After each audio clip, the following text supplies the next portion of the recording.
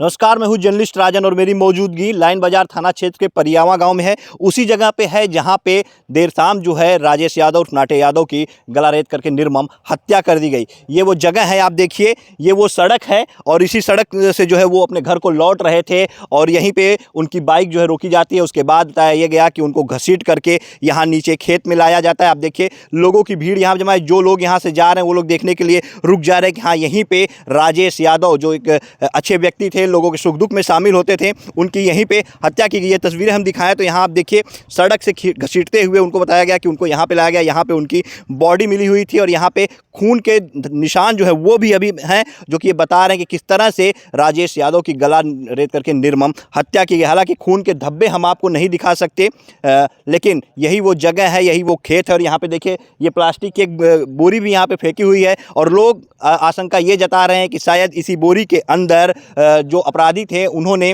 धारदार हथियार जो है लिए रहे होंगे और यहीं पे वो लोग बैठे हुए थे। जैसा कि कुछ लोगों ने ये बताया कि कल एक व्यक्ति जिनका नाम लाल बहादुर है, जो सुनार है और जो यहाँ से जा रहे थे, और वो जब यहाँ पे कुछ लोगों को देखे तो रुक गए। उसके बाद उन लोगों ने डांट करके उन्हें भगा दिया कि हमारा आपसी विवाद है, आप यहाँ से चले जाइए। जिसके बाद वो चले गए और गाँव के कुछ लोगों को सूचना दी कि वहाँ पर कुछ लोग इस तरह से बैठे हुए थे जिन्होंने उन्हें भगाया। जिसके बाद गाँव के लोग यहाँ पर पहुँचते हैं तो देखते हैं कि राजेश यादव और नाटे यादव की गला काट के गला रेत करके निर्मम हत्या कर दी गई है। पुलिस प्रशासन को सूचना दी जाती है, पुलिस प्रशासन मौके पर पहुंचती है और जांच पड़ताल में जुटी हुई है कि आखिर राजेश यादव की हत्या किन कारणों से की गई। यहाँ पे देखिए लोग हैं और जो भी यहाँ से जा रहा है, गांव के लोग जिनको भी सूचना मिल रही है यहाँ पे पहुंच रहे हैं और लोग ये जानना चाहते हैं। सबके मन में एक ही सवाल है कि राजेश यादव की हत्या आखिर क्यों की गई। गाँव के लोग हैं, इनमें साफ तौर पर आक्रोश है। आक्रोश इस बात को लेकर के है कि आरोपी जो है धरे नहीं जा रहे, आरोपी गिरफ्तार नहीं हो रहे हैं और किस तरह से अपराध का ग्राफ जो है वो बढ़ गया है, अपराधियों के हौसले बुलंद हो गए। यहाँ पे कुछ लोग, हम इनसे बात करेंगे।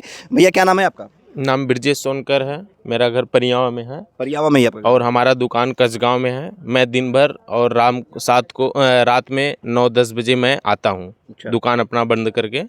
कल क्या पता चला आपको? कल मुझे पता यही चला कि मैं दुकान बंद करके आ रहा था तो इधर देखा कि काफ़ी भीड़ थी, तो मुझे पता लगा कि हमारे गाँव के ही व्यक्ति थे जो कि उनकी निर्मम हत्या कर गई। यहाँ पर बदमाशों द्वारा हत्या की गई है और फिर जो हत्यारा है उसको कड़ी से कड़ी सजा दी, क्योंकि योगी बाबा से भी हमारा यही निवेदन है कि वो बुलडोज़र बाबा के नाम से ही जाने जाते हैं और जो हत्यारा है उसका सारा तहस नहस हो जाए, उनके घर कर दें, उनके घर पे भी कार्रवाई होनी चाहिए। बुलडोज़र उसका बुलडोज़र चले, उसका घर परिवार सब तहस नहस, जैसे इस परिवार का भी सब उजाड़े हैं वैसे उनका भी उजड़ना चाहिए।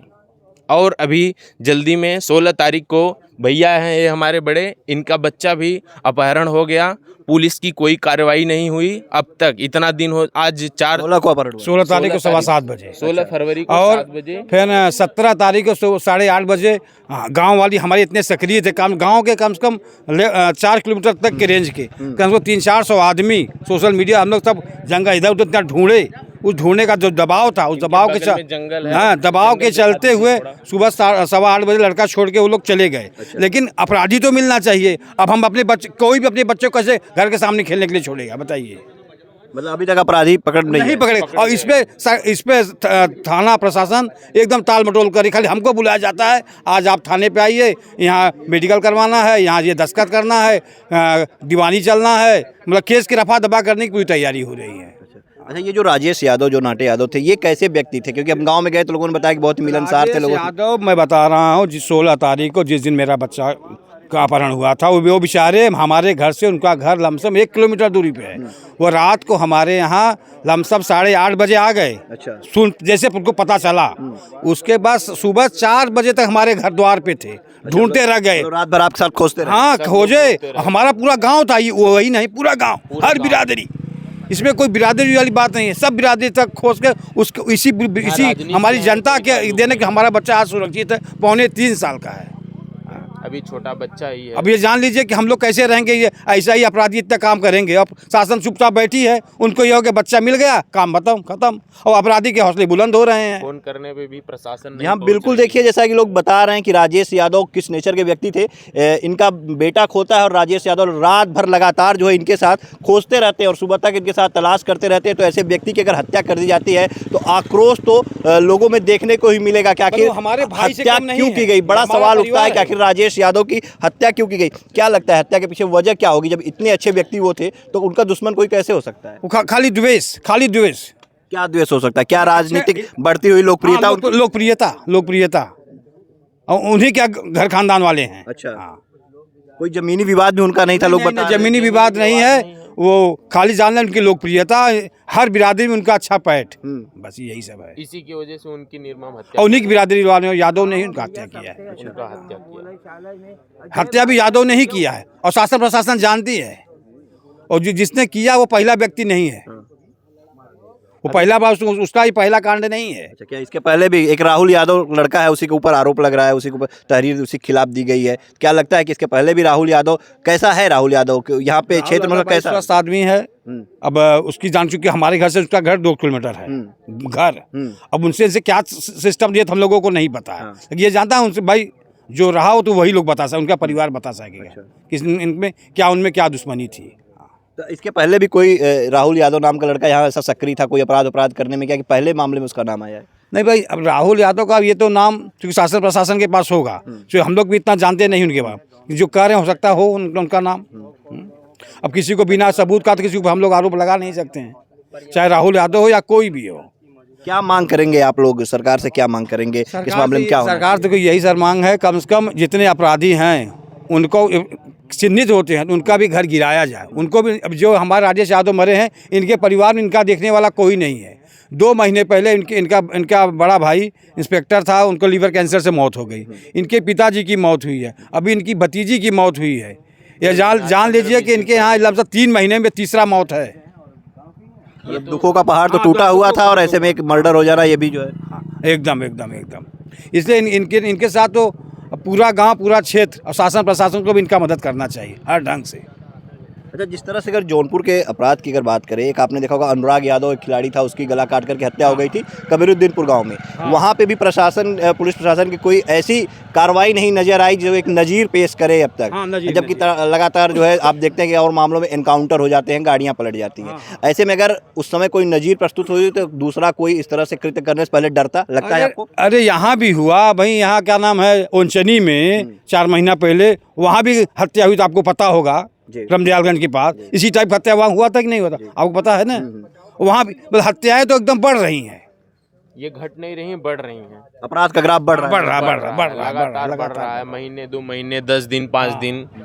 अभी 5 दिन पहले बाजितपुर तिराहा पे किसी औरत को सूटकेस में बंद करके वहाँ फेंका गया था 5 दिन पहले। प्रेमी द्वारा ये हत्या सब कर क्या दी। है?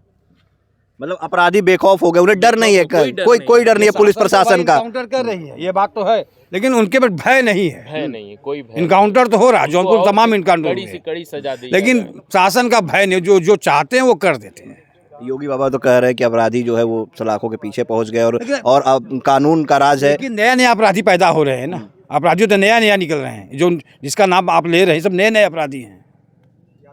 तो क्या करना चाहिए ऐसे लोग खिलाफ? कैसे इसका वही बुलडोजर चलना चाहिए, घर द्वार गिराना चाहिए, जिससे उनका परिवार गांव देश समझे कि हम वारदात करेंगे, हमारा परिवार भी आहत होगा उससे। लेकिन यही बुलडोजर की तो लोग विरोध भी कर रहे थे, किसी का बुलडोजर किसी घर पे ऐसे घर पे बुलडोजर क्यों नहीं चलना चाहिए? क्यों नहीं चलना चाहिए ये बताइए आप? नहीं, अब जिस राजेश यादव के परिवार पे बुलडोजर नहीं चल गया है, बुलडोजर चलना मतलब मकान गिरना नहीं होता है। बुलडोजर करके तो लोगों ने विरोध किया, तो उसके बाद सुप्रीम कोर्ट की गाइडलाइन आ गई। नहीं, एकदम गलत किया है। हाँ, लेकिन अपराधी के साथ होना चाहिए, निरपराध के साथ नहीं होना चाहिए, अपराधी होना चाहिए। तो हमारा शासन अब जो यही होगा, उस जाएगा, जमानत होगा, पकड़ा भी जाएगा, जमानत होगा, 6 महीने जमानत हो जाएगा, फिर सीना उतार करके चलेगा, केस चलेगा, मुकदमा 20 साल के बाद सजा होगी कि नहीं तो भगवान जाने। सही है गलत है? वैसे ऐसे सातिर हैं कि हम लोग अपना वीडियो या हम लोग कुछ प्रस्तुत कर रहे हैं मौके पे, तो वो लोग भी हम लोग को चपेट में ले सकती हैं। अच्छा, जो अपराधी हैं बिल्कुल आपको भी टारगेट कर सकते हैं, निशाना टारगेट कर सकते हैं, निश्चित कर सकते हैं भाई। वो तो जब निर्दोष जबकि उनका कोई किसी से लेना देना नहीं था। उनकी जब हत्या हो गई है तो हम लोग तो आम आदमी हैं। जी हाँ, बिल्कुल। देखिए, गांव के लोगों में आक्रोश है और लोग ये मांग कर रहे हैं कि राजेश यादव के जो भी हत्यारे हैं उनका एनकाउंटर होना चाहिए, न सिर्फ एनकाउंटर हो बल्कि बुलडोजर की कार्रवाई की मांग भी लोग कर रहे हैं। फिलहाल अब पुलिस प्रशासन जांच करे और जांच के बाद ही ये क्लियर होगा कि आखिर हत्यारा कौन है, दोषी कौन है। और देखने वाली बात ये होगी कि पुलिस इस मामले में कौन सी कार्रवाई करती है जो एक नज़ीर साबित हो।